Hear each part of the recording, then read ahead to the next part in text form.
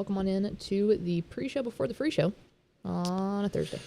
A Thursday. Very Thursday. Many people are saying it's Thursday. Hello, everybody. Welcome into the pre-show before the free show. I'm Greg. That is Ashley. We are on the precipice. Precipice.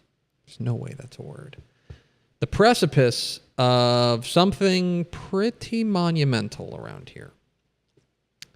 And what I mean by that is I think our relationship with round numbers is pretty well documented. Is that fair? He said to himself. Our relationship with round numbers is pretty well documented. We love a round number. And this is a pretty sizable round number because on Sunday, the 19th of October, that will be, Ashley Pickle, the 10th birthday of Texas Football Today. Oh, wow. We're in double digits. Little ding-dong show, the next time you watch it on Monday, will be 10 years old. We started the show October 19th, 2015. And you might be wondering, well, Greg, what would you say you've done with your life? And that's honestly, like a good, fair, honest, good question. I've spent a sizable portion doing this. It will be 10 years since we started this little ding-dong show, the little show that could. And we've had some ups. We've had some downs. We've had some terrifying highs, some dizzying highs, some terrifying lows, and some creamy middles. Nope, don't like that. And okay, you should watch The Simpsons more. Anyway, it's the 10-year anniversary for on Sunday. We'll celebrate it briefly on Monday when we get there. It is also week 8 of the Texas high school football season careening towards us.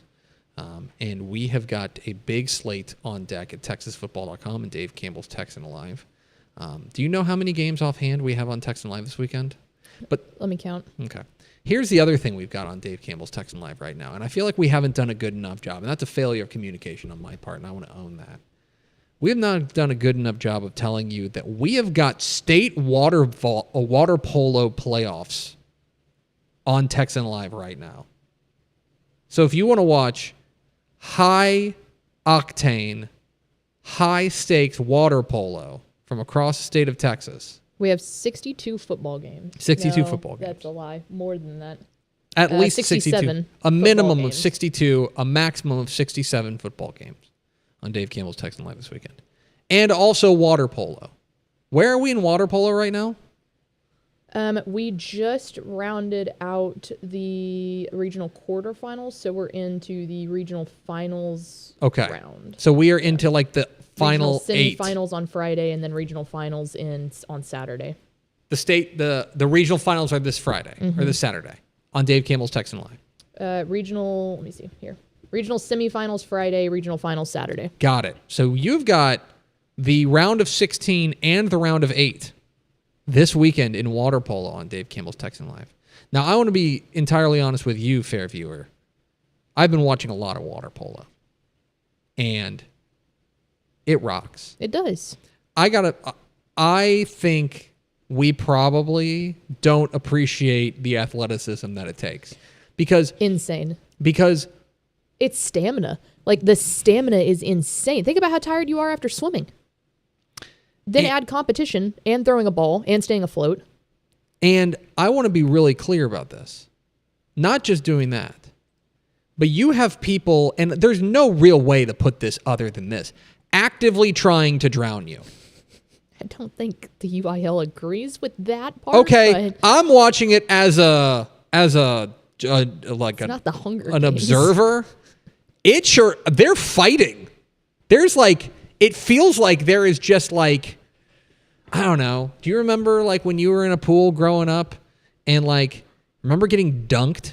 Oh yeah, people are just getting. I had a dad and a brother who's now 6'5". I experienced this like no other. Yes, Then okay, let me soften my language a little bit for TUIL. Actively getting dunked, like at all times, is water polo. So make sure you go watch water polo on Texan Live Friday and Saturday, right? Mm-hmm.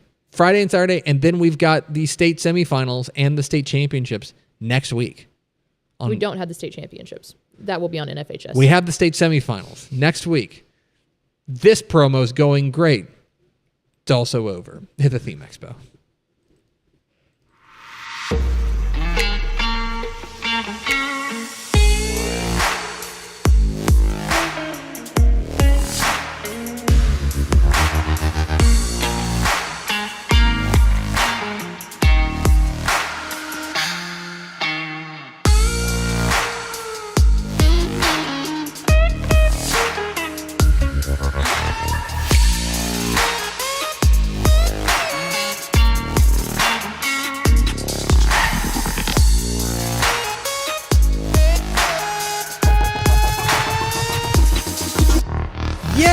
Yes, yo! From the Dave Campbell's Texas Football Mothership here in beautiful Lewisville, Texas. It is Texas Football Today, a show that is live. For real. My name's Greg Tupper. I'm the editor-in-chief of Dave Campbell's Texas Football Magazine and TexasFootball.com. Thank you for spending part of your day with us. Whether you're watching us live, TexasFootball.com, Facebook, YouTube, Twitter, Instagram, TikTok. Nope. WhatsApp. I don't think you can stream on that. AshleyPickle.com. Not a thing. Could be. Or you listen to us on the podcast, which you can subscribe to on the podcast vendor of your choice. Either way, thank you for doing your part to support your local mediocre internet show. I'm sitting here, sitting over there at the helm today, making us sound good. The Duchess of the Dorks, the longest tenured producer of Texas Football Today. I give you Ashley Pickle. I've been here way too long. That's what I'm saying. You've been here for too long. You're going to die here. I was born in the darkness. This is the darkness of my own creation. Yeah. I was like, you're the whole reason that this is my problem. This is like, I want to be honest. We mentioned this in the pre-show. Sunday is the 10th birthday of Texas Football Today. And I had no one to blame but myself. Yeah, I was going to say, I was this bright-eyed, bushy-tail, straight out of college, looking for employment, trying to pay some bills in a crappy apartment, you know. Mm-hmm. I had no other option. I was going to take what I could get. Mm-hmm. You made this happen. Little did you know. I guess what I'm saying, Ashley, is... we're old, and I'm no longer bright-eyed and bushy-tailed. You're welcome, maybe? I don't know. Sorry to everybody else. Today is Thursday. Today is Thursday, October 16th, 2025. It is a mere 42 days of Thanksgiving. Let's go. Folks, that's 6 weeks. Oof, we're in crunch time. You got 6 weeks to get right. There was a here, let me just cross-promote another show. My wife was watching the Today Show this morning. Oh, nice. And they had a bit about like how it's 6 weeks of Thanksgiving. And I'm like, I've been on this wall all year. Listen here, GMA. Hey, there's one program that gets you ready for Thanksgiving. And it ain't you, Savannah Guthrie. It's your favorite mediocre internet show, so back off. Come at me, Carson Daly. Oh, we're going to get taken off the air. And there's not even FCC regulations on this. Happy birthday. Happy birthday to... Who's got a birthday? You got a friend who has a birthday today? I don't think so. Yeah, okay. And if I do, I apologize. Happy birthday to John Mayer. Oh, okay, that's a good one. Today is the birthday of John Mayer. It's episode 1891. On today's show, folks, Thursday, which means we're getting you ready for the football weekend, week 8 of the Texas high school football season. We'll have my top 10 Texas high school football games of the week. Then we're going to be joined live by the head coach of one of the guys who is going to be playing in one of those top 10 games of the week. That's a spoiler. Kyle Coates, head coach of the undefeated The Woodlands College Park Cavaliers, will join us. Live on the program, we will talk about his undefeated run there with College Park. Then it's team builder. Carter Yates will be here. Wink. He's certainly not on the road to Houston already. Wink. to draft our favorite players heading into Week 8 of the Texas high school football season. Then we're going to be joined by Craig Way, the Texas High School Football Hall of Famer. Joins us every Thursday here on Texas Football Today. We'll round it all out with Mailbag. Got questions? We got answers. Or we don't. To be really clear, that's a non-binding promise. That's true. You got questions. But we will own up if we don't have Correct. an answer. Like, we'll let you know. We won't just lie to you. Yeah, I would say that one of the things that we do well is... Go, I don't know. Is call our own fouls. Yeah. We will do that. So get your questions in Facebook, YouTube, Twitter. We'll get to a few of those at the end of the show. Does that sound good to you? Sounds good to me. Do we first work through the door? We sure do. It was Corey Hankins, Tony Blaylock, Ryan Smiga, and Lau Good. Welcome in, fellas. Welcome in, friends. We do appreciate you spending a little bit of your day with us. Come on, a little QPR mug. QPR. By the way, QPR, it's going okay right now. That's pretty good for them. Is going okay. Pretty high praise. Is honestly, I'm usually sweating whether or not they're going to. You know who they beat recently? Mm-hmm. Wrexham. Oh, really? You know, Wrexham is the Ryan Reynolds. Mm-hmm. I didn't know that. Rob McElhaney team that recently got promoted to the championship. QPR Texas Football Today going okay, being a massive compliment. Honestly, yeah, pretty on brand. Speaking of on brand, Week 8 of the Texas high school football season is here. There is a huge slate of games across the state of Texas. You can find all sorts of goodness on TexasFootball.com about those games. Go to TexasFootball.com for all of your Texas football needs. But of those 640-something games scattered hither and yon across the state of Texas, I have narrowed them down, put them into a spreadsheet, that is true, and come up with the top 10 Texas high school football games of the week, starting with number 10, Anna and Prosper Walnut Grove. A big game in the DFW Metroplex. And a big game in District, what district is it? It is District 4-5A Division 2. And if you want to say that this is for the district championship, Melissa would like to have a word, but it's a really good district is the thing. But I would say that right now you have a 3-1 in District Anna team and a 4-0 or 4-0 in District Prosper Walnut Grove team. If you're Walnut Grove, you feel really good if you win this game. And even though they've still got Melissa and Lovejoy down the stretch, I can tell you about, I think that the blitzing scheme matchup here is going to be great. And I can tell you about how maybe Anna's third quarter ability is going to be the difference here. But what if we just keep this simple? This quarterback matchup rocks. Okay? You got Hayes Hackney, the superstar on the Walnut Grove side, going up against Ziondre Williams, the Anna quarterback. Fun game, exciting, all those things. If you just want to keep it simple, which we do like to do around here, just go show up for the quarterbacks and just have a good time. This will be a really fun matchup there, 4-5A Division 2. This game is going down. It is at Prosper that is tomorrow night. So keep an eye on that one. Anna and Prosper Walnut Grove. Number 9, Panhandle and Stinnett, West Texas. Speaking of quarterback matchups and speaking of really important district games. So Panhandle and Stinnett, West Texas is a huge game in District 1-2A Division 1. In my opinion, with respect to Spearman, this is the district championship game. And Stinnett, West Texas is off to a 6-0 start. Stinnett, West Texas, undefeated. I'm going to do that a couple times during this segment of just say, here are some teams that you didn't know are undefeated. Stinnett, West Texas, undefeated, 6-0. Jeff Smith done an unbelievable job there. And they've got one, we talked about this on Tep and Step. West Texas's schedule has been such that, of their 6 wins, 5 of them, you're kind of okay, you're better than them. You're better than them. But the one win they do have, girl, they got a win over Groover. And that's holding a lot of weight right now. Talk about aging well. Now, this is this will be their toughest test of the year. Panhandle is 5-1. They have a 1 loss on the year to a 3A Division 1 Dalhart team. And this is another, I can just sell you on the quarterback matchup. West Texas quarterback Cade Winters has been terrific. Panhandle quarterback Broxton Robinson has been long invited to the Dudes Rock banquet. This is a fun quarterback matchup. The other thing about it is if you take a look at this is when we start taking a look at by-district matchups, potential by-district matchups. District 1 matches up with District 2 in 2A Division 1. District 2 is pretty loaded.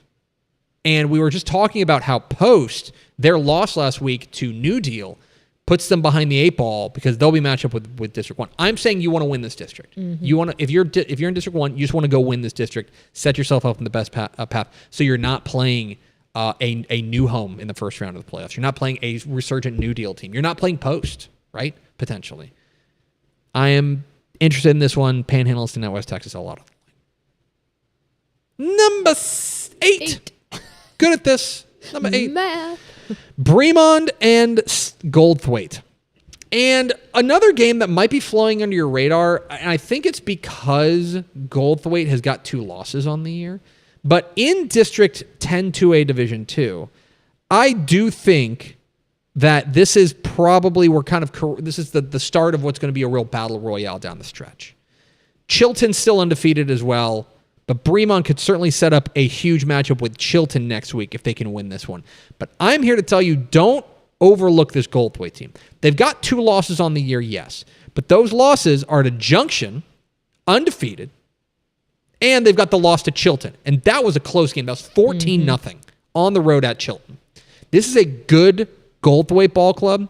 Keep an eye on their quarterback, Aiden Lee. But I think that the defense has been really what they hang their hat on. I think it's Sam Kozowski or is it Seth Kozowski? The name of the Bremond quarterback. I know it's Jeff Kozowski's kid. This is Sam Kozowski. He's been very strong for them. He's taking care of the football. And then they're going to hand the ball off to Tank Scott. Let that sink in. This is not the last tank we will talk about in this segment. That's a tease. That is a legitimately fun tease. Bremond and Goldthwaite, a huge game on the road at Goldthwaite, a huge test for Bremond, the first of a big back-to-back for this in Chilton. Huge game. Number 7, got it right this time. The Woodlands College Park and the Woodlands. We're going to talk with Kyle Coates, head coach of the Woodlands College Park, coming up here in just a moment. I'm going to ask him if this is the biggest game in College Park history. I'll let him answer that because he's going to know, but it has to be. It might be. At least regular season game. This is an undefeated College Park team. And Step and I talked about this on Tep and Step. Not smoke and mirrors. No. Not a fluke. They're legit. Mm-hmm. Quarterback Camden Hughes has been great. Their defense, Marco Beltran is invited to the Dudes Rock banquet. They're awesome. Well, here comes the big test. And forever and ever, amen, the measuring stick in Conroe ISD of the Woodlands. And the Woodlands has the 1 loss in the year. They got Jermaine Bishoped by Willis. That happens. It'll happen. But they're rolling again the past 2 weeks. I love their pass rush with Magnus Herndon. Jack Dalton, their quarterback, rock solid. The Woodlands has owned the series. They've won 17 of the 19 meetings. Huge game. We'll talk with Kyle Coates coming in a moment. Number 6. San Antonio Piper and New Braunfels. I'm doing great. Spoiler for number 5. San Antonio Piper and New Braunfels. This is a matchup of 2 teams who I would say neither of their records are necessarily reflective of how good they are. Yeah, this is a weird one. So, hey, did you know New Braunfels is undefeated? Go Corns. Brad Mulder's ball club 6-0. And it's a fascinating team because we talk in the offseason about how is there a carryover effect from a strong finish. Remember, they went like 9-4. They got into the playoffs with a weird record, like 7-3, and then they made it to Thanksgiving. And we were thinking, okay, can they carry that over? Well, they've carried it over in a big way. They're 6-0, and they've been terrific. Now, I don't know if they have a great win on their schedule. Their best win is probably their win over New Braunfels Canyon. Yeah, and you Just don't apologize for your wins. No. But they haven't been like a schedule where we're looking at going, oh my God, that's a crazy schedule. I think there's an argument to be made their win last week over Bernie Champion is their best win of the year. Was the biggest one, yeah. Meanwhile, you have San Antonio Piper, who's 3-3. So they stink, right? Well, they have a narrow loss on the road at undefeated San Antonio Johnson, an undefeated 6A team. They have a 3-point loss against San Antonio Davenport, an undefeated state-ranked 4A team. And they have a 10-point loss at defending state champ Smithson Valley. I think we will learn a ton about both of these teams, and District 13 5A Division 1 will start to really come into focus here. Fascinating ball game at Unicorn Stadium in New Braunfels and San Antonio Piper. I wonder what's next. Number 5. No spoilers around here, boy. Columbus and Yoakum. And this is also the time of year where we kind of start these, I don't know, call them triple threat matches, call them three-way rumbles, however you want to call it. But you get into these districts where there's 3 really good teams and they can't avoid each other anymore. And that's what we've got starting the next couple of weeks with Columbus, Yoakum, and Hitchcock. Columbus goes at Yoakum this week, home to Hitchcock next week. So we will know everything we need to know about the defending 3A Division 1 state champs. 14 days from now. Mm-hmm. No, like 9 days from now. Business days. Yeah, it's got to ship. Business only. We'll know a ton. Now they're 4-2. They've got that loss to Cuero in the opener. Then they've got a loss at Needville. But they also have a win over Belleville. They're a hard team to get a grasp on, and I think it's because they're different. I think that this is a defense-first team. Now they get an opportunity to take on a Yoakum ball club that is like perpetually flying under the radar. Mm-hmm. I think part of it this year is that they're very young. They've got a ton of freshmen and sophomores. Jermarcus Robinson, their freshman running back, has been very good, and their defense has been rock solid. They can certainly announce themselves to the world this week. They will be a secret no longer if they can beat Columbus. They get them at home. Great coaching matchup with Matt Schobel and Bo Robinson. Fascinating by this ball game. Don't be surprised when we're talking next week about Columbus and Hitchcock as another huge game. Number 4, Sinton and Cuero. I'm pumped up for this one. Gobbler Stadium tomorrow night. It's going to be rocking. And for Cuero, coming off their first loss of the year last week against Rockport Fulton, it's a disappointing loss because the defense really let them down. They gave up nearly 450 yards, almost 500 yards on the ground to Rockport Fulton. It was 57-56. It was a high-scoring game. Back and forth. We know I have no concerns about the Cuero offense. No. Jackson Marie, Walker Dietz, loaded. Love this Cuero offense. Defense got to show up, and defense got to figure out something quick because Sinton's coming to town, and Sinton's bringing Micah Green with him. Micah Green is averaging 260 yards a game on the ground. This guy is a bulldozer. And if Cuero doesn't figure out their run defense in a hurry, then suddenly we're going to talk about a 2-game losing streak and what's going on in DeWitt County. This is a huge test for this Cuero defense. You lose 1 game, okay, that's fine. You lose 2, and especially if you get run over by a really good Sinton team, also undefeated. Hey, do you know Sinton's undefeated? Huge game this one. I think the Sinton defense has been a little bit more consistent, so that may be the difference. Fascinating ball game, Cuero and Sinton, tomorrow night in Cuero. Number 3, Kilgore and Lindale. And East Texas just slugfest. Yeah, this is just hard-hitting football. Good football. Buckle up. These two teams are going to take lumps out of each other. We know how good the Kilgore defense is. Mm-hmm. Kilgore defense is relentless. Their front 7 is nasty work. They are really, really good. They get a huge test against this Lindale attack, led by Cameron Griffin up front, Emilian Johnson. We know that Chris Cochran wants to run the ball. This is also, in my opinion, a real important moment for the Kilgore offense.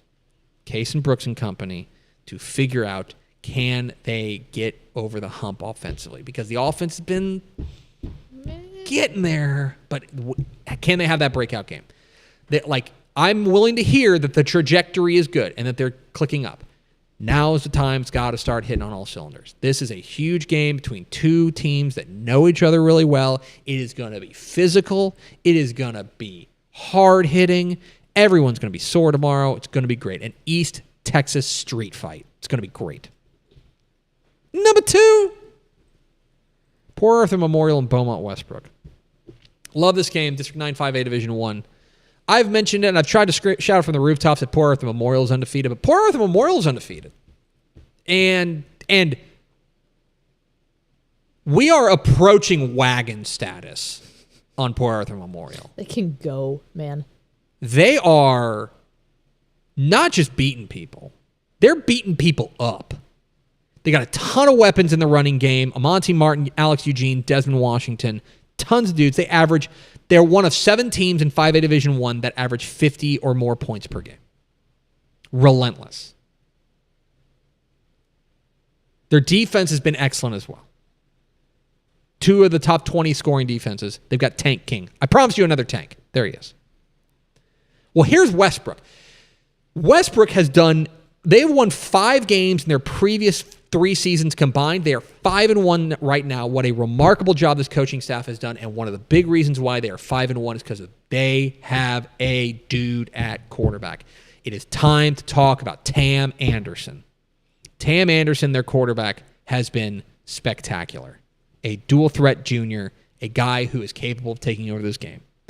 It is a big, big night tomorrow night in the 409. It's going to be hopping at Memorial Stadium in Port Arthur. I am fired up about this one. It's a real prove-it game for Westbrook and an opportunity for Port Arthur Memorial to get a signature win in District 9 5A Division 1. But it's not the number 1 game in the state. No. Number 1, Dripping Springs and Lake Travis. Tomorrow night in Drip, which is funny because it's actually now the home stadium for both teams. Yeah. Because Lake Travis, if you didn't know, they are tearing down their stadium, or they're refurbishing their stadium mid-season. And so they are kind of homeless for the last part of the season, and they're going to use Dripping Springs Stadium. But Dripping Springs is the designated home team as well. It's the only battle of unbeatens in UIL football this week, and it's a huge game, a massive game to figure out how we start sorting it. Remember how I talked about how you've got these districts where there's 3 teams up at the top, and these teams are all going to start circling each other? This is it in District 26 6A. Dripping Springs has been awesome. Chase Ames, their quarterback, has been great. I love what they do defensively with Dylan Brasher. They've been rock solid, undefeated. 4th in scoring defense. Their defense has been great. Here comes Lake Travis, undefeated, kind of quietly. Love what they've done with running back Van Hopping. I think that Luke McBride, their quarterback, has really grown in the role. The thing I'm watching here, and it's just like sounding the alarm. Next week, Lake Travis plays Westlake. If they get caught looking ahead, Dripping Springs will beat them. Plain and simple. That is as plainly as I can say it. Dripping Springs is good enough to beat them without them looking ahead. If Lake Travis looks ahead, they are absolutely going to beat them. Huge game in District 26 6A at Tiger Stadium in Dripping Springs. It's my number 1 game of the week. There it is, my top 10 Texas high school football games of the week. You can watch a ton of these on Dave Campbell's Texan Live and check out coverage of them all weekend long, at texasfootball.com. And, of course, we'll have coverage of all these games on Dave Campbell's Texas Football tonight, tomorrow night, 10:30 p.m., wherever you're streaming us right now. We are at Texas Football Today. We're here Mondays and Thursdays on texasfootball.com, talking football in the Lone Star State. You can follow us on Twitter at DCTF, like us on Facebook, facebook.com/Dave Campbell's. Follow us on Instagram, instagram.com/Dave Campbell's, and, of course, see us at texasfootball.com. Pickle, let's go Houston way. We are pleased to be joined by the head coach of the undefeated, the Woodlands College Park Cavaliers. Coach Kyle Coates joins us on the Biology Hotline. Coach, how are you? Yeah, thanks for having me on. Thanks so much for taking time out of what I know is a busy week. We have been talking a lot about how the rise of this program, and you've done a remarkable job getting this program here in your 3rd year. Is this, I know every coach says they want to win a state championship in their 1st year. From your perspective, when you took this job here at College Park, 3 years on, is this about on schedule with what you were expecting? Yeah, it's one of those things that I think easily to say you always want to win district, you always want to be a playoff team. But when I got here, that was one of the goals that we laid out. That hey, the freshmen that we had were really good. We had some good freshmen behind them, some really good eighth graders that following year, and so we told us those classes when they come together have to be something that competes for district titles, pushing deep long in the playoffs, and so it's been something that's been exciting to see, and that's kind of like you said, on track with what we've been looking for. And I guess my question for you would be, this has been a College Park program that, at times in their history, they've had great years, but sustained success has been hard to come by. From your perspective, what is the biggest difference maybe from that program you took over to the program that's going to take the field tomorrow night? It's hard to say, not have been here before, right? We've had two head coaches in the past. Both were awesome to me. Coach Lonnie Madison, who's at Bridgeland now, really helped me out in my first couple of weeks on staff. And then, Coach Carson and I basically talk once a week. Carson opened up the program. We named an award after him. So it's been helpful to kind of learn from the past, but also I think the community has really bought into kind of the way we do things. We're putting a lot of stuff out there on social media, really trying to hype our kids up every stretch of the way, and really trying to run this similar to a college program in the sense of how we do things, how hard we practice, how much attention to detail we put on watching film and, taking notes, things like that. And so I think now the kids are really, really buying into that. The kids that really want to be a part of this are sticking with it. Some of the kids are moving on, but ultimately we're trying to build something that kids want to be a part of. Talking with Kyle Coates on the Biology Hotline here on Texas Football Today. Give all the conversation #TF Today. All right, coaches, there's a ton to talk about a ton of great things to talk about with your team, and one of them is your QB1, Camden Hughes. 30 touchdowns on the year. He has been a rock star for you guys. But you're the guy, we can watch the tape and be like, pretty good. You're the guy who gets to see him every day in practice. What is it about your QB1, Camden Hughes, that sets him apart? He's an absolute competitor, right? And that's one of the things I know a lot of people say that about their quarterback, especially the teams that are winning, right? But he doesn't care if he's doing it running the ball, if he's dispersing it out, if he's throwing bubbles, if he's chunking deep balls. He wants to win. He wants to be 100% completion. So I think it was 2 weeks ago, he was 21 of 24 or something like that, and he was pissed he threw 3 incomplete passes. So you got a kid like that back at quarterback, you've always got a shot to win. And does a really good job just day to day, day in, day out, trying to hold guys accountable. Got elected as a captain as a junior. Took the reins as a sophomore, which is hard to do, right? Coming off a freshman season. And we knew as a freshman he was going to be special. We played a game down at New Caney. We're playing on a grass field. It floods. It's nasty. He can't throw the ball. And he's finally like, Coach, just call quarterback power every time. I got it. But at that point, you're like, all right, the kid can win us some games. Let's go. Yeah, I think he'll be fine from there. You are a defensive guy. You were co-defensive coordinator at DeSoto on that state championship team before coming over to College Park. And so far, so good for this defense. What about this defensive unit has you excited right now? Well, Coach Howard, our defensive coordinator, does a really good job. Just from a scheme point, he goes through and finds out every little nook and cranny, every tendency you have, he's going to pull it out, right? And that's information we give our kids. He does a really good job, too. I think sometimes as a defensive coordinator, I was a little bit maybe information overload, like how much of this stuff do the kids need to know versus I need to know because I'm the one calling the plays. So he does a really good job balancing that. But I think we do a good job of mixing up when do we attack, when do we just sit back and let the kids pin their ears back and play football because they're reading their keys. So I think with our front four that we've had up front all year long, we've done a really good job of forcing those linebackers to be able to run through some clean gaps. We've gotten after some quarterbacks, forced them to throw into some tight windows, and our back end guys have been 2- and 3-year starters for us. So that's kind of all coming together now. And one of those back end guys I want to spotlight here is Marco Beltran. I said this on our podcast on Monday. This guy, it's like I called him a Torian York all-star in the sense that, like, here's a guy that I'm watching tape, and he's always around the football at all times. And so I'm like, oh, certainly he's got offers from, like, Alabama and from Ohio State. This guy, Marco Beltran, is an unbelievable playmaker. What is it about this young man that makes him special? It's similar to Camden in the competitiveness, but I think more than anything, when we got here, Marco got moved up as a freshman running back, was 139 pounds, and played in 6 varsity football games, right? So I show up, I'm a defensive guy. I'm like, hey, we're going to run a 3-safety defense, and you're going to be the middle guy who makes all the tackles. So as a sophomore, we're playing Klein Kane, who's a heavy gap scheme, and we're asking him at 142 pounds now to come down and fit counter and power. He ends up with 22 tackles on the game. And so he's one of those kids that he's not scared to stick his nose in there. He wants to go cover your best guy. we play Willis. We're like, hey, you're going to shadow Jermaine Bishop the entire game, right? To the point where Trent called me the next day, Trent Miller, their head coach, and was like, hey, I knew the only way I could get him away from Marco was stick him on the far outside. So that's what I started doing, right? But he's just a gamer. He's one of those kids that it almost makes you mad at times. He's our punt returner. The ball could be 3 inches from a defender, and he's like, Coach, I could pick it up, so I'm going to do that. I'm like, no, don't always need to do that, right?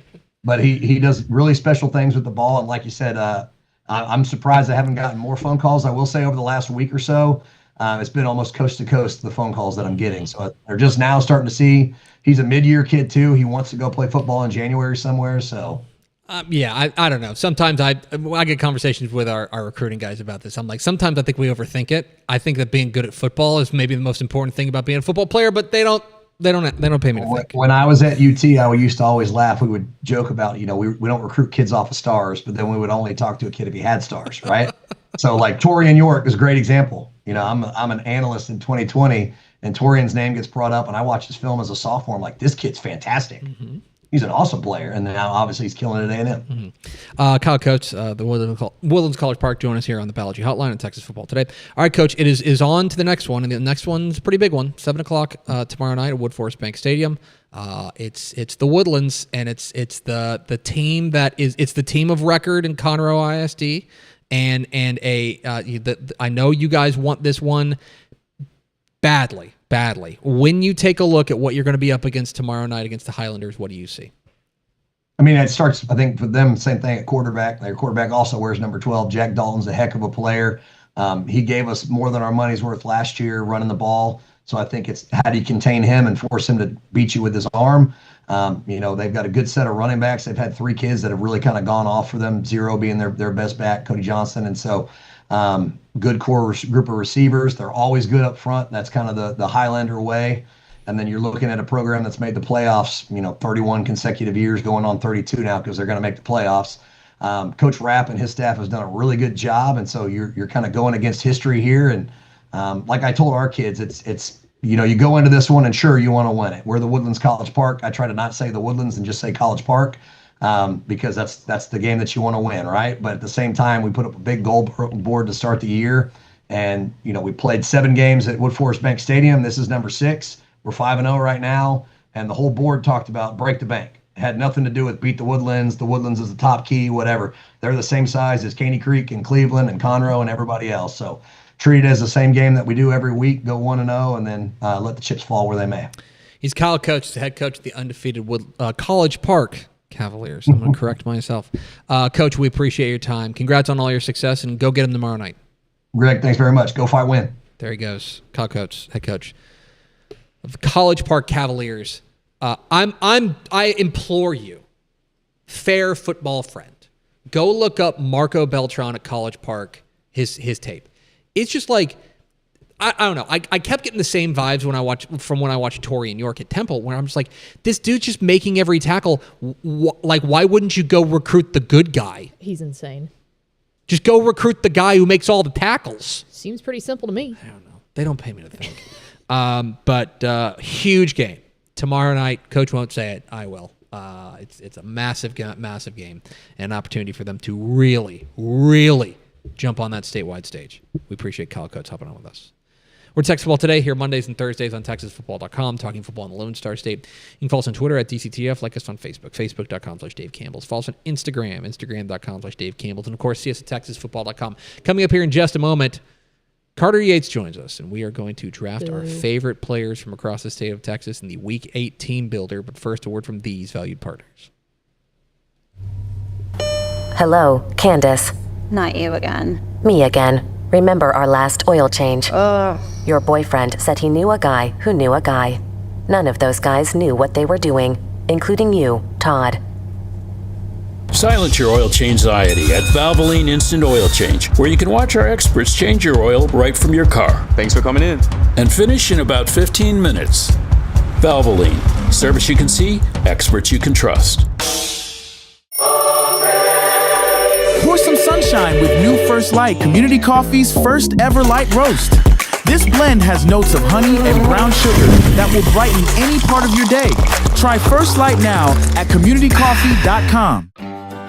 Friday Night Football is here, and Hometown is trusted by thousands of schools across the nation to make game days effortless. Sell tickets online, easily scan them at the gate, track sales in real time, and keep your community connected with a free athletic website. Make every game a hometown game. Visit hometown.com to learn more. Thanks for the hay, Pete. Don't mention it. Guess I'll be hoofing it into town. Well, be careful on the road. So you're telling me to steer clear of those big oil trucks? Right, and don't speed or text while you're driving. Of course not. It's already utter madness out there. Never heard that one before. Adios, muchacha. I love Pete, but he can really butcher a joke. A quarter of all road fatalities in Texas happen in energy zones. Be safe, drive smart. Every legend starts with a vision. For Dave Campbell, that vision was clear. Tell the story of Texas football like never before.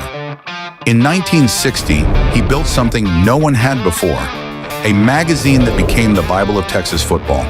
Coaches, players, and fans didn't just read it, they lived by it. His words shaped the game. His vision built a legacy. And his name? It will always be written in the story of Texas football. Dave Campbell's Texas Football, where legends begin.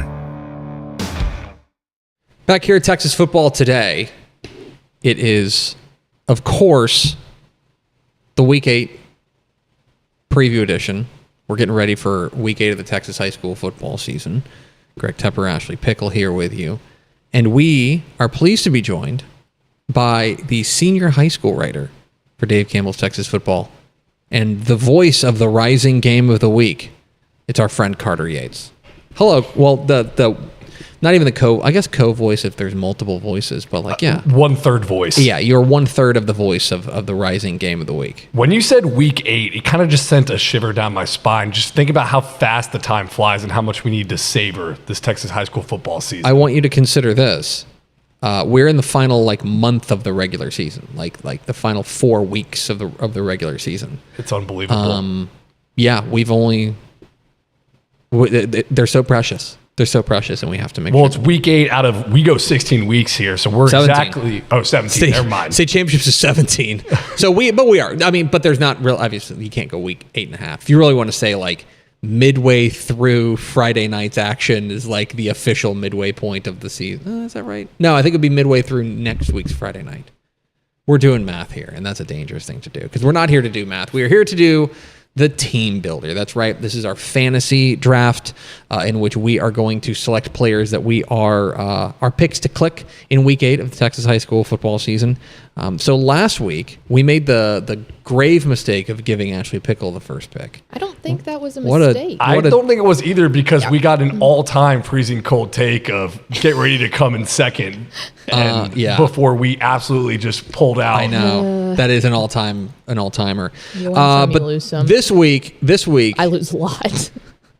Carter Yates is going to have pick 1-1. And remember, we are not doing the snake draft because we are too dumb to understand how snake drafts work. You men are too dumb to understand how a snake and so draft Carter works. Yates, you get the first pick in the Week 8 game team builder draft. Who are you taking? All right, let me start it off with a quarterback. Most important position on the field, Midland Legacy QB JP Reyes. Mm-hmm. He had 473 passing yards and 5 touchdowns in Midland Legacy's win over San Angelo Central. So he broke his own school record with 473 passing yards. He now owns the top 3 single game passing yardage marks. Oh, wow. In Midland Legacy history. That's kind of a historic program, too. Yeah, it's not like having the top 3 in at a school that started 3 years ago. You know what I mean? It's that just means you're the best quarterback. The school was in Friday Night Lights. Yeah, exactly right. This is to have the top 3 single game passing performances is impressive. Who do they have this week? Wolfer Friendship, which is a pretty good district game for them because Wolfer Friendship's offense has started to turn it on with Chase Campbell. And this district is spread out to where Midland Legacy has to take a 2-hour trip, which is basically a walk in the park for them based on the travel they have had to do this season. I calculated it on a story this week. The first 4 road trips, it was at Allen, at Euless Trinity, at Lake Travis in a neutral site game, which was technically a home game for them in Alvarado against Ruston, Louisiana. You add up those round trip miles, that was 2,617 miles, which could have gotten them from Los Angeles to Washington, D.C. Okay, so they spanned literally the entire country in their first 4 weeks. Just traveling in Texas. So driving to outside of Lubbock is like nothing to them. They could walk it, basically, is what you're saying. Okay, it's an excellent pick, JP Reyes of Midland Legacy. All right, Pickle, you can have the second pick. All right, with the second pick, I am going to go with Bastrop Junior quarterback Weston Nielsen. So 3-year letterman. If you don't know, Bastrop is 6-0. Like, I feel like that one might be a little bit under the radar there. He's got over 1,700 yards and 25 touchdowns in the air. He's averaging 19.1 yards per pass. Okay, that's insane. Pretty good. He also has a touchdown rushing. He has a touchdown receiving. He's been everything for this Bears team. And I think the most interesting thing about Bastrop is they play their 2 toughest district games in Week 10 and Week 11 of the season. They've got Pflugerville, who is off to a 5-1 start. They look really good under Charles Taylor. And then Liberty Hill to round it out with in Week 11, but I think 11-5-8-D2 is going to be decided in those final 3 weeks of the season. But Weston Nielsen has been incredible. I think you're right. Those are the top 3 teams in that district, and they're going to be kind of a battle royale here down the stretch. But you're exactly right. Weston Nielsen has been arguably, not really arguably, he's been the best player in that district so far this season. It's a good pick. I love when it sets up in the last 3 weeks of district play where all the best teams play each other. Yeah, it's like a round robin. Yeah, we've got that kind of going in a couple of districts as well. All right. I am also going to go with quarterback. And I'm going to go to Bernie to talk about their quarterback, Grant Sweeney, who I think had their best game of the year last week in their win over Harlandale. Threw for 410 yards and 3 touchdowns passing, ran for 59 yards and 2 touchdowns. He had enormous shoes to fill. With Hank Hendricks leaving with his brother, or his son, or father, Shay Hendricks, who joined the staff at the University of Arkansas. So they moved to Arkansas. He had to step in and take over at the quarterback spot. And I do think it has been a build, but he is really blooming at the right time there for this Bernie offense. They have a huge game this week against a Victoria West team that is going to come in desperate to get off the schneid after last week's loss to Alamo Heights. Huge game for Bernie. I think Grant Sweeney can show up in a big way. Grant Sweeney from Bernie is my pick. Do we owe Bernie an apology? I feel like I wrote them off a little bit mentally after the Hendricks quarterback and coach left for Arkansas, and they are 5-1 now. Yeah. After a season-opening loss to Piper. Now, I will say, for me, have they played Alamo Heights yet? Did they have one around? I think is that this week? No. They have played, and they won 37-35. So if they win this game, then I will say this. If they win this game against Victoria West, they are, in my opinion, the clear favorite to win the district. They can go kablooey down the stretch, but if they win this game, they are the clear favorite to win the district. And at that point, I will issue the apology. So give me one more week to get my apologizing pants on. All right. Carter, you're up next. Going down the line, running back here. It's Bay City running back James Copeland. Listen to the stat line. He had 6 carries, 249 yards, 2 touchdowns. That is averaging 41.5 yards per carry. And then he also had 12 tackles. Oh, on the defensive side. Cool. So 12 tackles he could have been up for this nomination just for that. 12 tackles is like a side dish. You know, it's like you get 2 sides with it. Be like, I guess I'll have 12 tackles too. Mac and cheese. It is. It's like the calamari. Yeah, exactly right. It's the appetizer you get to go along with the running game. Huge game against Lavernia this week. Both teams are 5-1. I have it up there for one of the top games of the week. I think I wrote that story preseason saying Week 8, Bay City Lavernia is going to be the top game of that week, and it's lived up to the hype. It is a huge, huge game this week, Lavernia and Bay City, and he will have a huge role to play in it. Pickle, what's next? So I'm going to go ahead and go defense because I feel like I am going to be able to get away with a running back and wide receiver on this one. I'm so excited for who those picks are. If you think you can get away with them. But my defense, I'm going with the Aledo Bearcats. Last week really, really, really sealed the deal for me that this Aledo Bearcats defense is insane. They shut out... They shut out someone last week. But they've allowed just 56 points this season. That's 8 points per game. 7-0. Aledo's doing Aledo things, but between Chase Williams and Cooper Cyphers and everything that they have to bring on that defense, I almost took them last week. But I was like, okay, I bet you they add to that total. And they did. So bye week this week, and then that massive game against Richland coming up next week. I think that will solidify the 3-5A Division 1 title if they can win that one. Yeah. No, I mean, Aledo's been a wagon. I think that they are a team where it's very clear, in my opinion, that the defense is better than their offense. Yes. And that's not always the case with Aledo. And in fact, I think some of the most famous Aledo teams have been the opposite. The defense hasn't been bad, but the offense has been so overwhelming. This is a team, an Aledo team, that I think is going to have to win with defense if they're going to go get a historic state championship. And that Richland game, I've got it circled on my calendar because I watched Richland take Denton Ryan to the mat last week. Jay Sean Gibson had over 200 rushing yards, and they go a lot of tempo on their offense. I don't know if Denton Ryan's defensive front handled that tempo as well as I expected. So, Aledo, watching that game tape, I want to see how they handle it. And I also feel like Aledo plays sometimes, like especially in the tougher games, since they don't have a whole lot of tough games, they play to their competition. So like with Denton Ryan, it's always this low-scoring slugfest that you just never know what's going to happen. Against Richland, you've got the opportunity for it to get a little bit more pointsy. So that's where I think that defense is going to step up. I would agree. That's a great pick. I'm going to go running back because this is my prized pick this week. All right. And I'm really proud of this pick. I'm going to take Alvord running back Zane Fuentes. That's a good pick. Okay. Alvord's been popping off. So here's the thing about Zane Fuentes. Through the first 6 games of the season, he had 48 carries, 430 yards, 10 touchdowns. He's having a nice year.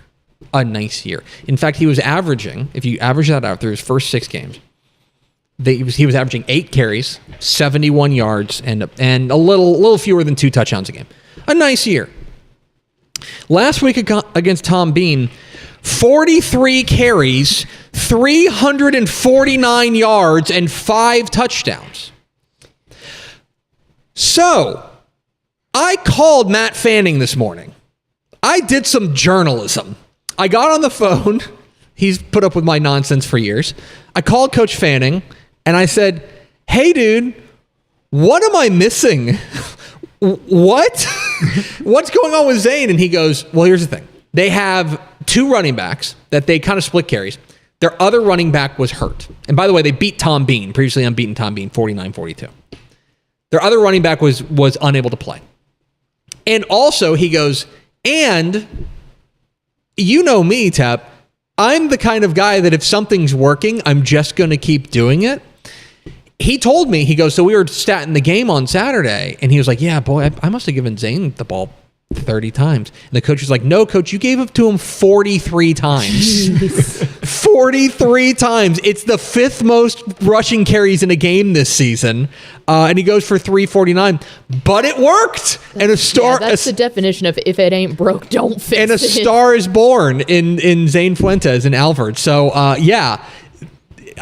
It was because sometimes when you see a big stat line like that, you're like, oh, okay, how many yards do you have for the year? And then you looked it up and he's like, oh yeah, his 349 yard performance got him to like 800 yards. You're like, wait, what happened? He just like matched his season rushing total in one game. Correct. And basically there was a couple of, got into a wild shootout with Tom Bean. They ended up getting the win. Keep an eye on Alvord. Coach Matt Fanning, of course, won a state championship with Tom Bean, or I'm sorry, with Jim Ned, the other person name in Texas high school. I wonder how your body's got to feel the day after taking 43 carries. To go from 48 carries in 6 games to 43 carries in one night. Anyway, Zane Fuentes. In an ice bath the next day. A star is born. All right, what's your next pick? I'm going defense. Corpus Christi Veterans Memorial. All right. And I'm looking at the senior free safety, Ryan Scott, who last week had 2 pick sixes, 75 yards and 40 yards in a 28-14 win over Harlingen South.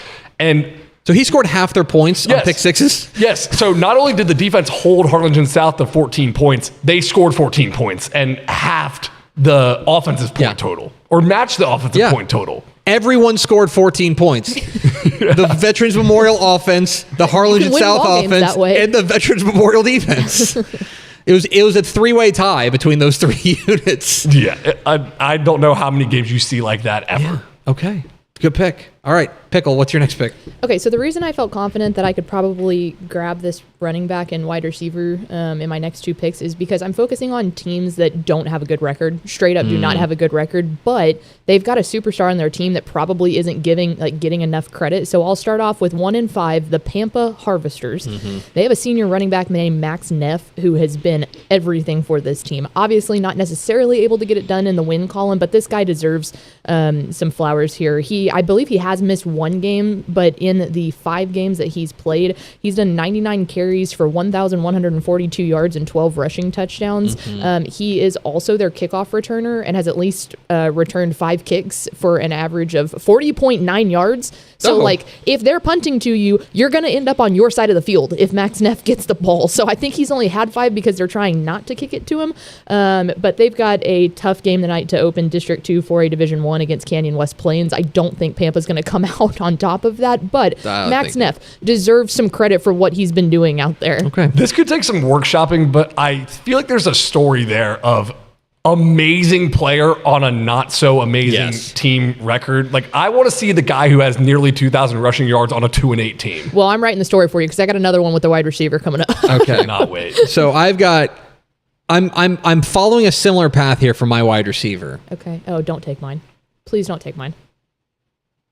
Mesquite Poteet wide receiver Kyler Cornelius. I love that tension though. I was like, no. Kyler Cornelius. So Mesquite Poteet is 2-4.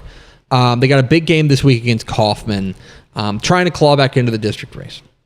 Lost last week, of course, at Cana. But their wide receiver, their sophomore wide receiver, Kyler Cornelius, went off 10 catches, 224 yards, and a touchdown. Just a sophomore. This is a very young team. In fact, the pass catch combo here is entirely sophomores. The quarterback Isaiah Hall has been, I think, a real star for them as well. But Kyler Cornelius has as many receptions he has twice as many receptions as anyone else on the team as a sophomore. He has twice as many receiving yards as anyone else on the team, and he's got 4 of the team's 10 receiving touchdowns on the season. He has been the go-to guy for this team. Kyler Cornelius, just a sophomore, certainly a name to know. I'd love that. 6 foot 170. Remember that name, Kyler Cornelius at Mesquite Poteet. And I'm buying stock long term in Terrence Orr, the I Mesquite agree. Poteet head coach. He's the younger brother of multiple coaches, and one of them being the Baltimore Ravens defensive coordinator. So. Yeah, he's going to get them there. It's just, I think right now you can just look up and down their roster and it's like, oh, sophomore, junior, sophomore. They're really young. Imagine year 3 of Terrence Orr with a senior Kyler Cornelius. With a bunch of 3-year starters. And that's what you're going to end up You heard having. it here first, the 2026 Mesquite Poteet. Yeah. 2027. 2027. They're going to be a problem. A wagon. Yes. His brother, Zach Orr. Mm-hmm. Caw is right. North Texas bred. All right. I think you got to take a receiver. Is that right? Yes, okay. And I'm going Hutto wide receiver, Jaden Fields. Taking a wide receiver on an Eli Reinhardt coach team. Pretty bold. safe bet. Bold. 6 catches, 164 yards, and 3 touchdowns last week. And if that wasn't good enough, he also had 9 tackles and an interception that led to the game-winning score against Round Rock. So getting it done on both sides of the ball. I love two-way players. Give me Jaden Fields this week. Okay, that's a fair pick. And yeah, sometimes you look at the bigger picture and then narrow it down to a player within the bigger picture. And yeah, Hutto wide receiver feels like a pretty safe pick there. All right, Pickle, I think you got to take a receiver. I do, and totally not a safe pick here. Let's go to 0-7 Corpus Christi King. Oh boy. Okay, they have a junior wide receiver by the name Damon Smith, who is a dude. First off, he has 61 receptions on the year, which I just feel like is a lot of receptions, but he's gone for 956 yards and 7 touchdowns. So of those 61 receptions, he's averaging 15.7 yards per reception. That's a lot for 61 receptions. That's actually 4th in the state of Texas. Did you say 61 receptions? Mm-hmm. Boy, that is a ton. I'm just looking at stats here. I'm only seeing 2 guys who have more receptions than that. Yeah. Like it's your boy, Artavian Davis, who you wrote a great story on TexasFootball.com about. And then there's one other kid. Gordo Estrada at Perryton. Yeah, so put that in His name's perspective. Gordo? Boy, I might have just... there's my next week's wild card. But yeah, on those 61 receptions, 15.7 yards per reception. I mean, that's an insane stat line. So a name to know from an 0-7 team. I feel like that could have been a good wild card too. Yeah. But Damon Smith from Corpus Christi King. All right, I got to round it out with my defense, and this is also very off the beaten path. In team that maybe a lot of teams people haven't heard about. Have you heard about the Allen Eagles? Who? The Allen Eagles defense is my pick this week. They are allowing fewer than 7 points per game. They have been... I'm not quite sure, and maybe it's because I don't know that they've had a real showcase, like, game lately. They had some games early that we were really impressed with, but they're 6-0. They've given up 41 points on the season. They have been absolutely outstanding. I mean, maybe because of it, it's just like I think we're all waiting for next week. Like this week they play Plano West, who's a good team. Nice bounce back year from them. Next week they play Prosper, and that's the big game. That's going to feed families. That's when we're going to know. Although they have a 38-point win over Cedar Hill, which is that's Cedar Hill's only loss in the year. Also, Princeton holding them to 14 points is nothing to snuff at because that's an awesome offense. Their defense has been spectacular. Japre away for Kai Wheaton. They're dogs out there at Allen, and I mentioned this. I've been saying it since the magazine came out. Allen is capital B back, and the defense is a big reason why. So. Yeah, it's a remarkable job by Lee Wigington because I remember my first game I went to at this job in 2023 was when DeSoto scoreboarded Allen. They pulled their pants down. And that you could feel it in the stadium. The vibes were off. You could feel it in the cavernous stadium that they have. It was like, is Allen ever going to be the same? And within 2 years, I mean, last year they had a hell of a year. They were a good year. 13-1. Yeah, 13-1. But they're a problem. They're an actual contender. They're a legit. Right now, sports gun to my head, they're my pick to win 6AD1. Right now. That's week 8. That's a non-binding prediction. All right. Time for our wild card. Carter, what's your wild card? And you can't take Gordo. He just found out about Gordo. Yeah. Tune in next week for the Gordo Estrada show. I'm going with Gonzalez athlete Travis Malveaux III. Okay. And that is spelled Malveaux. Oh, yeah. Let's go. Might be from the Bayou. That man has been to a crawfish boil. He had 17 carries, 103 yards, 3 touchdowns. Then on defense, he had 12 tackles, 2 interceptions, a fumble recovery. So, forced 3 turnovers, had over a century mark on the ground. Then a 57-yard kickoff return to beat Lago Vista 34-28. Gonzalez is 5-1 for the first time since 2011. Okay. The Apaches, they're back. Shout out Brady Keene. Brady Keene's right. He's there. So we've been saying Allen and the Apaches. Yeah, Allen, both back. Yes, Allen and Gonzalez. Those have been our 2 teams that we've been talking about. All right.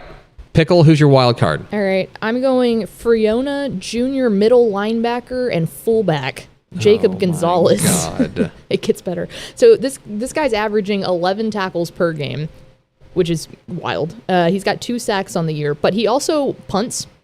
He's punted 7 times. He's only averaging 26 yards per punt, but I'm just going to take that as in Friona moved the ball really far down the field, and he just had to go in for a short little punt. Yeah, he's pinning them inside the 20, to be clear. Fullback being the punter, a fullback and middle linebacker being the punter rocks. Shout out Friona, junior middle linebacker, and fullback Jacob Gonzalez.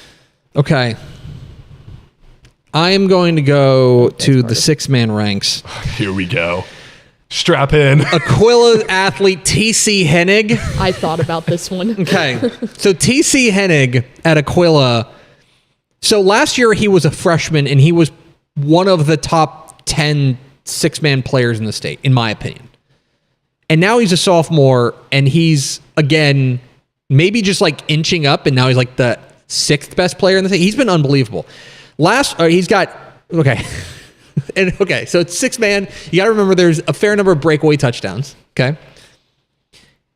He's carried the ball 66 times for 1,315 yards, which means he's averaging just shy of 20 yards a carry.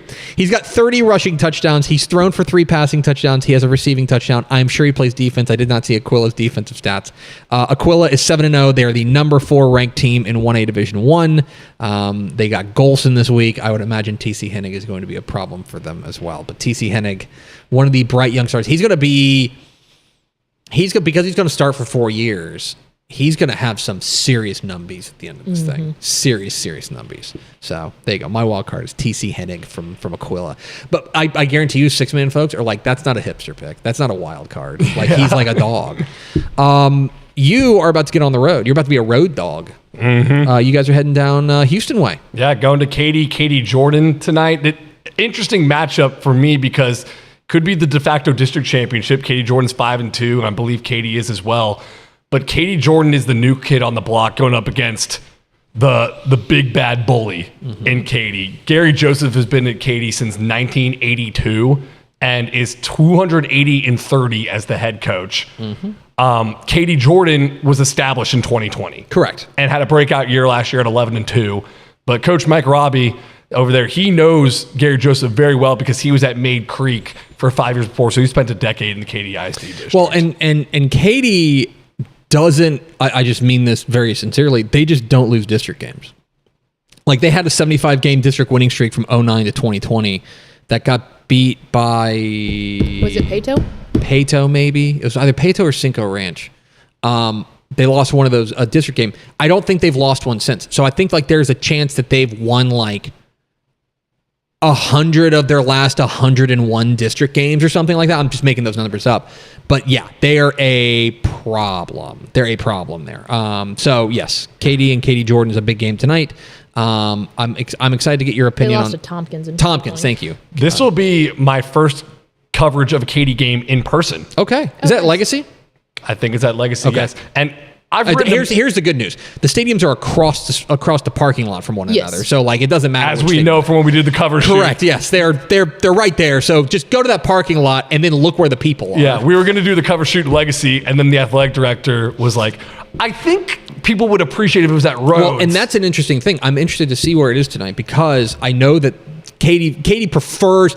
Legacy is the big, beautiful new stadium, and Katy's the old school program in town. And like that fan base is like, Rhodes is our home. And so I do wonder where that, let's find out together. Hang on, I can tell you. You're listening to live coverage of me seeing where the Katy and Katy Jordan game is. It's at Legacy, which is shocking because honestly, a lot of times Katy High will play at Rhodes because they prefer the old stadium, but it is at Legacy tonight. I think it's a little bit too big of a game. Yeah, maybe. That might be it. Anyway, it is a 6:30 kick. Is that right? Pato and Seven Lakes is at Rhodes tonight. Got it. It is a 6:30 kick. You can watch it live on our YouTube page and on TexanLive.com for free. Which means I got to get going. You got to get going. Carter Yates, thanks for... okay, he's gone. He's literally leaving. Goodbye. There you go. Bye. Bye forever. See y'all tonight. Team Builder, our weekly opportunity to take care of, to pay attention to some of the very best players in Texas high school football. Carter Yates already on the road. All right, Pickle, let's go to the hotline. Let's go down Austin Way to talk with the Texas High School Football Hall of Famer, the host of the eponymous Craig Way Show on AM 1300 The Zone, the voice of the Texas Longhorns. We are joined by our friend Craig Way, who I saw on Instagram had a corny dog after the Texas OU game. I was under direct orders to bring one home, at least one home. That was direct orders from the brains of the household. So what I did was, Will Matthews, our sideline reporter and former proud Westwood Warrior, as well as Texas Longhorn, and I went to the Fletcher stand as soon as we got off the air. We'd done this last year. Linda was with us last year. She had couldn't be with us for this trip. So we go and I ordered 3. I ate one on site. That was the one on the Instagram post. And I wrapped 2 in a plastic bag, stuffed them in my backpack, drove back to Austin that night, and got home with a backpack that smelled like corny dogs. But that's a nice memory, so we're all good. Wow, that's doing it right. That feels like you've ticked every box there of what you want to accomplish. One of the things that the Texas Longhorns accomplished was, I think, kind of waking up in a serious way and taking down the Oklahoma Sooners. I'll just ask you from a perspective, and I know you go into these these games prepared to call anything that happens in that ball game. How surprised were you that this Red River matchup played out the way that it did? A little bit. I knew the Longhorn defense was definitely better than it showed in Gainesville. But what is it? Bill Parcells says you are what your record says you are. And the record showed that they were not good defensively at Florida. But they played well, including in the opener at Ohio State. And I thought they would play well. Didn't know exactly how John Mateer would fare. You could see his mobility and flexibility, but clearly wasn't 100%. And the Longhorns really got after him. And the thing that might have surprised me a little bit was the way that Texas was able to run the football on that Oklahoma defense, one of the best in the country. Quintravian Weisner had 94 yards on 22 carries. They were able to run the ball when they had to run it. And then more importantly, I think the protection by the offensive line gave folks a chance to see how good Arch Manning really can be if given enough time to throw. I saw a couple of numbers that were astonishing about his accuracy and how good he was when given plenty enough, wasn't under duress. Amazing what that can do for you. And a week of practice also helped with all that. He made some really remarkable throws and some good movement around the pocket. So all in all, impressive. I guess it's impressive and maybe a little surprising that the last, out of the last 4 meetings now, 3 of which have been won by Texas, in all 3 of those, Oklahoma did not score a touchdown. And in fact, in all 3 of those, only got inside the 20-yard line one time. That was a year ago in garbage time, and still didn't score a touchdown. So the defense did come to play, and they need to continue to play that way if they're going to be a contender throughout the course of the rest of the regular season. Meanwhile, it's on to the next one, and the next one takes you to Lexington, Kentucky to take on the Kentucky Wildcats. And I'm sure you know this, and I'm putting you on the spot now. Is this the first time Texas has ever been to Lexington? First time ever in football.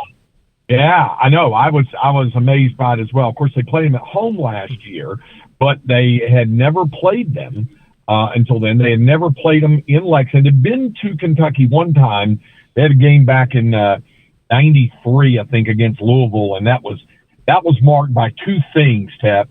One, Jeff Brom carved up Texas that day. I'll remember, and they were playing in the old Cardinal Stadium before Papa John's Cardinal Stadium was built. It was the old combo baseball football stadium. The other thing that I remembered about that was my second year in the broadcast booth.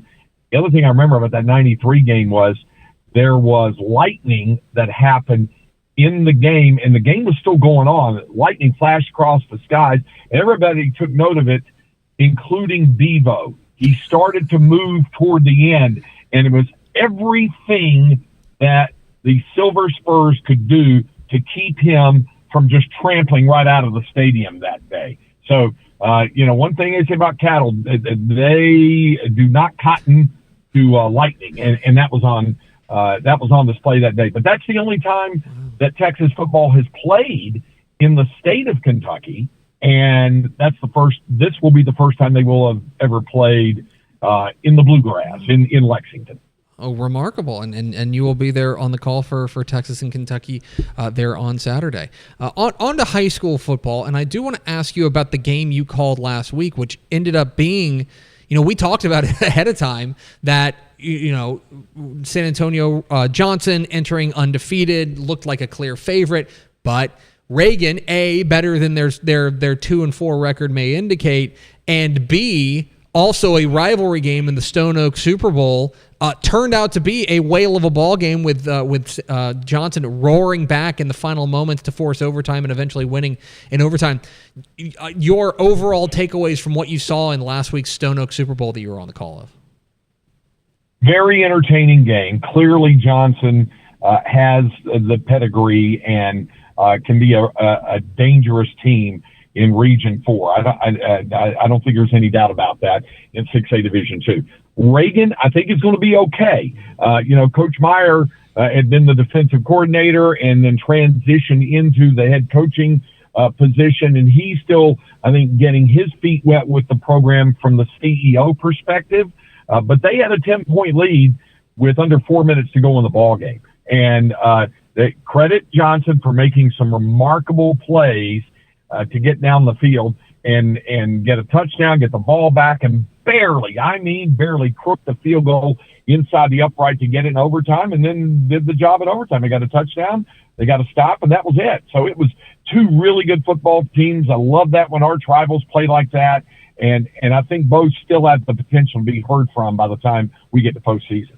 Finally, Craig, it's the meanest thing that we do to each other each week. It is the I'm going to select 3 games and allow you to transport to only one of them, but you got to pick only one.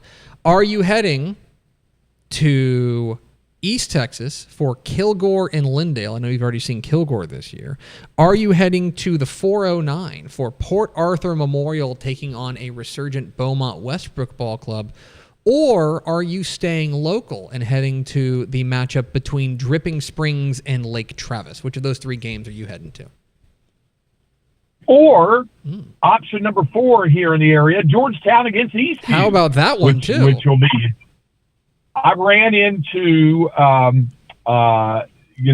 couple of members of the coaching staff for Georgetown, and we were talking about this game and how much fun this should be between the rivals and Eastview being resurgent. Having said all that, I think Dripping Springs Lake Travis probably garners the lion's share of attention. The other 2 matchups you mentioned should be a lot of fun in East Texas and down in the Golden Triangle. But the game out at Drip adds a lot of intrigue. Dripping Springs is really good.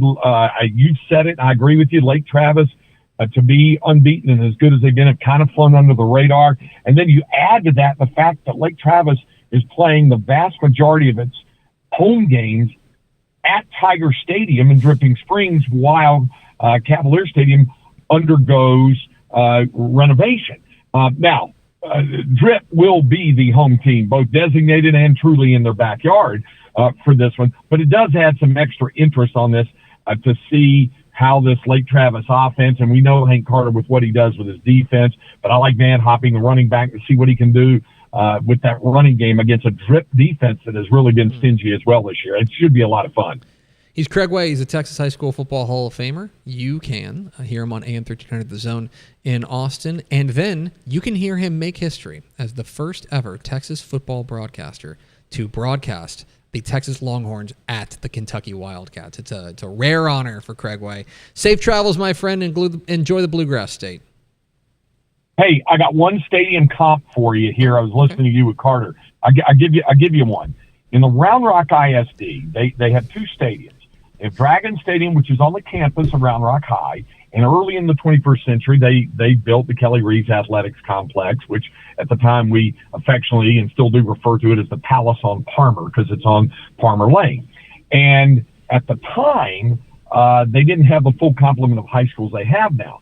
So it was mainly built for Westwood and McNeil, both of which were geographically closer to that facility than Dragon Stadium on the Round Rock campus. Well, then they built Stony Point across I-35 and Cedar Ridge, also on the east side of I-35. And everybody wants to play except for Round Rock, they played their home games on campus. Everybody else wanted to play at the Palace. So it has set about some interesting shuffling. And your side note is, what high school is closest to the Kelly Reeves Athletics Complex? The answer, it's not a Round Rock ISD school. Vista Ridge High in the Leander ISD is about 1.5 miles away. You can see the stadium from that. But such is the way of high school football in this state, right? The old thing about what everybody says in Frisco, you can stand on a roof, walk around in a 360-degree angle and see 5 high schools. You know, it's kind of like that with the stadiums there in Round Rock. That's why he's in the Hall of Fame, folks. That's why he's in the Hall of Fame. Craig, appreciate your time. Safe travels, buddy. Thanks, Craig. Y'all have a good one. See ya. He is just the gift that keeps on just giving, like, man. Just absolutely. And it's like, and I have there's seen him enough this year. I can tell you. Let me tell you something. There is nothing, and I mean this sincerely. There is nothing like the feeling that Pickle and I get when Craig Way says. And actually, here's one more thing. Oh yeah. Because then it's, and by the way, like the good thing is this is an internet show. We can go forever. Like there are no hard outs. You know what I mean? And I'm just like, here it comes. Any other person that would like say one more thing, and you know that there's a lot of things coming, you'd be thinking, I would be going like, oh man, come on, Craig. I'm like, brother, you can stay on the phone with us as long as you. We'll go all day. That's cool, man. Yeah, I got like my battery pack might run out, but we'll be good. Like whatever. We've got more batteries. It'll be great. Yeah. Anyway, we appreciate Craig Way. Craig Way, the battery budget. Great. I was looking that up. Yeah, and the other thing, I was looking that up. I'd never known that they'd never been at to Kentucky. That's wild. That because they played in. I looked this up. They played in 1951 at DKR, or I think it was Memorial Stadium. It wasn't called DKR yet. Memorial Stadium, and then they played last year at Texas, and that's it. This is just a third all-time meeting between Kentucky and Texas. They've definitely played basketball. They have played a lot of basketball. That's true. Anyway, we appreciate Craig White hopping on with us. Let's go over to Ashley Pickle and figure out if we got any questions in the mailbag. We sure do. I've got 3 of them for you today. Is District 5A or District 8 in 5A Division 2 actually this bad, or is it just tighter competition outside of P&G? I feel like last year any team could have won the district. This year feels like the best of the best and then kind of the rest. I hear what you're saying. And I want to be very clear that I think P&G is the class of the district. Yes. So before I say anything else, this is removing P&G from the conversation. They are the class of the district. I think they are a legitimate state championship contender. I do think that it is a little down across the board. I think part of that is that the team we thought was going to be the chief challenger to P&G, Huntsville, has turned out to be, there's been some growing pains under first-year coach Todd Mavis, and they've had trouble. They've had trouble stopping people, which is the biggest issue. There is one exception I think the other thing is easy to say because it's another big brand school is Nederland. Nederland, I think, is relatively down this year. Although, go ask San Antonio Johnson of San Antonio Reagan if that means that the team that's quote unquote better, has the better record, is going to be a no contest. The 2 exceptions I would make, and teams that I'm starting to buy in on. One is Montgomery. I think Montgomery's got some juice. I think their offense is a problem, and I think that if they can drag people into shootouts, they're going to be problematic. And the other, I think I'm in on New Caney West Fork. Yes, you should be. You absolutely should be. I think I'm in. Especially after last week. Mm-hmm. Last week, they go and they beat Nederland on the road at Nederland. And I don't know. I think I'm in. I think I'm in on them. They've got 2 losses on the year. One of them is to Huntsville on the road, and one of them is against a 6A, a good 6A, Ike and in Aldine Eisenhower. We'll find out everything we need to know about McDougald's ball club coming up here the next couple of weeks. They play P&G and Montgomery. I think that's a playoff team, and I think I mentioned this on the picks, and if I didn't, I'll say it now. Again, P&G is the clear favorite. Mm-hmm. But don't get cute. I think this is a good Gators team. So I agree holistically that yes, I think it's P&G and then kind of a gap in the field. But I think Montgomery and West Fork might be the exceptions that are capable of giving P&G a little bit of trouble within district. P&G's schedule for the rest of the way, they're, West Fork, Nederland, Montgomery, Dayton, all troublesome in different ways. Okay, what's next? What is the deepest district in the state? A district with a 5th place team that you think could win a couple of playoffs. So basically, the best 5th place team. I've got an answer for what I think the deepest district is. It 4-5-8-2? That's a good one though. You can say 4-5-8-2, where you've got Walnut Grove, Melissa, Anna, Lovejoy. Like Lovejoy, legit might miss the playoffs. Yeah, that's one. Were you going to say 10-6A? No. 10-6A is in that mix too. 10-6A I was going to say 8-2A Division 2. You've got Collinsville, Santo, Era, and Lindsay all at 5-1 on the season. And that's not to mention the reigning state champs of Munster, who are 4-2. You know what's that's an insane district. You're so right. And can you say that one more time? It's funny because before the season, Step and I always have a road trip where we hold hands and go on a date. Mm-hmm. And he said, hey, this year we're going to go to week 10, the night before Thanksgiving. It's a Thursday night. We're going to go to Lindsay at Santo. Mm-hmm. And I'm like, okay, dude, another Matt Step weirdo game. You know what I mean? Yep. That's going to be a banger. That's going to be a banger. It's a 6-team district, and 4 of the teams are 5-1, and the other Chico. One is the reigning state champion. Yeah. They're 4-2. And they're 4-2. Right, exactly. Against some insane competition. There's going to be a good team left out of the playoffs there. Yeah. Yeah, that's a really, really good pick there in 8282. All right, give me one more. Are there any teams that won a championship last year that are out of contention for the playoffs? Let me run through them real quick. Out of contention for the playoffs? I don't think yet. Give me a couple weeks. What about... Let's see. Who was the 1A team? No, Jayton and Gordon are both cooking. No, okay. I guess won a state champion. Never mind. I was thinking of the ones that played in one. So let's talk about it. North Crowley, I think, still so I'll zoom it out because I think all of them are going to be. Yeah, they're all certainly in the mix for playoffs. Mm-hmm. Let's talk about legit contenders, right? North Crowley, I ain't writing them off. I don't know if they're necessarily as explosive as they were last year, but not writing them off. Vandegrift's interesting because that is a tough district, 25-6A. Very tough. I think they've got to get their wheels back on a little bit. And I would say that they are an underdog to go back to back. Smithson Valley's been just as really good. Randall's been just as good. Mm-hmm. Salina's interesting. They've kind of escaped by the hair on their chinny chin, but I don't want to mistake dominance for perfection. Yeah. And so, they win the games in front of you, plain and simple. Carthage. Mm-hmm. Columbus, find out a lot more this week against Yoakum. Mm-hmm. Find out a lot more against week. Gunner, I ain't worried about. I think they're going to be just fine. They're going to be in the mix. Ganado, I think they're decidedly in the mix. Great. They absolutely mollywopped Weimer last week. Ganado might be even better this year than they were last year. Ganado had a running clock in the second half against Weimer. That was impressive. Munster, our aforementioned, still in my opinion, the team to beat in I would put Division them as 2. my favorite to go back to back. It's either them or Shiner basically in that mix. And then Gordon, Awagan, and Jayton, number 1. So, no, they're all still in the mix. I would say if you were to categorize teams that are least likely, you'd probably look at teams like Vandegrift and maybe Columbus. Yeah, but I ain't counting any of them out. No. So, there you go. It's a good question. Other than that, though, we have nothing to say about high school football. That's going to do it for us. Thanks for spending a little bit of your day with us. Follow us on Twitter at DCTF. Like us on Facebook, facebook.com/Dave Campbell's. Follow us on Instagram, instagram.com/Dave Campbell's. And, of course, see us at texasfootball.com. Thanks again to Kyle Coates, head coach of the College Park Cavaliers, for being our guest. For Carter Yates, and Craig Way, the Texas High School Hall of Famer, for helping on with us. He just feels, I was about to include him in, the staff. Yeah. You know what I mean? He basically works here. Yes. For Carter Yates and Ashley Pickle, I'm Greg Tepper. We will see you tomorrow night for Dave Campbell's Texas Football Tonight, 10:30 p.m., wherever you're streaming.